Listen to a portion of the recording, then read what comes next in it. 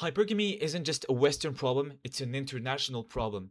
And I've seen on many comments, especially on TikTok, on Instagram, saying, hypergamy is just a Western problem, it's only on the West.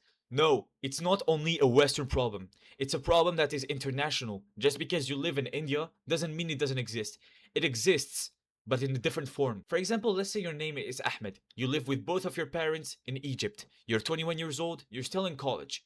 Your goal is to have a good degree, or if you're more ambitious, get it to an Ivy school that will accept you and is gonna finally make you rich, unquote. And the thing is, the only thing you care about is your studies, so you neglect your body completely. You don't work out, you don't eat healthy, you just do whatever mom and dad says, and that's it. You go home, you finish your studies, and then, by some miracle, you're gonna be married at 25. Well, sorry to break it to you, but this era is over. Now, especially that women are more educated, they wanna go live in more developed countries, or they're gonna search for men who live in these developed countries. They're gonna be like, hey, can you marry me or something? And these men, they're gonna accept because they want a traditional woman or a woman with a traditional background. So they're gonna be like, okay, I've lived in the West. I've seen how women are. They're more degenerate than ever. So I'm gonna take a woman who's from back home.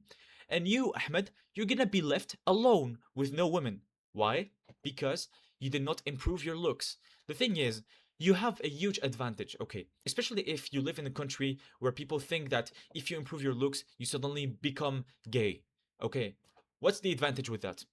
Number one, you're gonna be noticed more, okay? You won't just be the good kid or the kid who has good grades. You're gonna be the smart kid with good looks. Once you're 25, you will have plenty of options. Plenty of options from people in your country because these girls are gonna be like, yeah, sure, Ahmed might not be the richest guy in the world, but at least he's attractive and he's smart, so he has a direction. Right? So this is how things work. If you're a guy who live in an undeveloped country, this is my advice for you, okay?